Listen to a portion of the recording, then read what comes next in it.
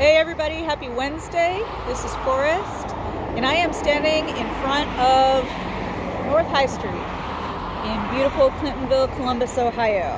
And normally, North High Street would be the scene of Krampus Walk during Yuletide. This year, 2020, not so much. But here's why we celebrate Krampus here in Clintonville and in several places around the world.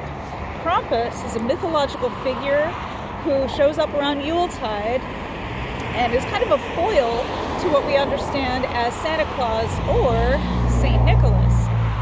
It was Krampus who doled out the coal and the punishment to naughty children, and it was St. Nicholas who gave out the presents. And so we separated these mythological figures into two beings, one that was harsh and fearsome and one that was generous and kind. Nowadays, we think of Santa Claus as the amalgamation of them, where seeing you when you're sleeping and knowing when you're awake, and giving coal to the bad and gifts to the good is kind of hanging out in one guy.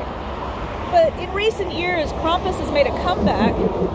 People have been acknowledging that Yuletide figure as well as Saint Nick, and here's a little bit about him.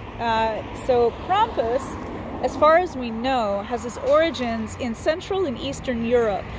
There are festivals and parades dedicated to Krampus in Germany, in Austria, in the Czech Republic, and even parts of Italy.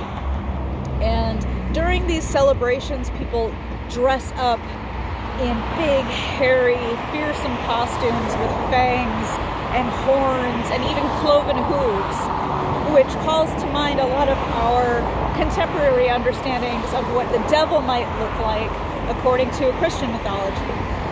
And it was important to make a lot of noise. And here during Krampus Walk in Columbus, we try to make as much noise as we can while going down the street. We'll shake our chains and ring our bells and shout and hoot and holler.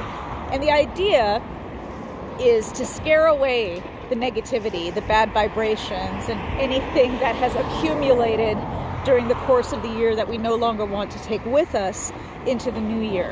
And so we process down North High Street as a community, everybody wearing their amazing homemade costumes with so much creativity and so much fervor. There's even a couple of folks who show up each year dressed up as Ghostbusters, which I personally appreciate a whole lot.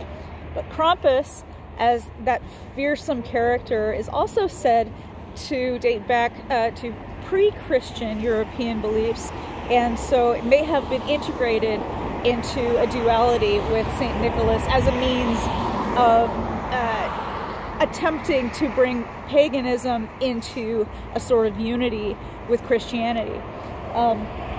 So while we don't have our Krampus Walk this year here in Clintonville, we're going to celebrate the spirit of Krampus, scare away the negative vibes. And on Krampus Night, which is traditionally December 5th, I encourage you to find a way to make some noise and scare away the negativity that has accumulated around your life in this year, so that we can all proceed into the next year unencumbered. And that's the story of Krampus, as far as I know. Have a great Wednesday, you guys. I'll see you next week.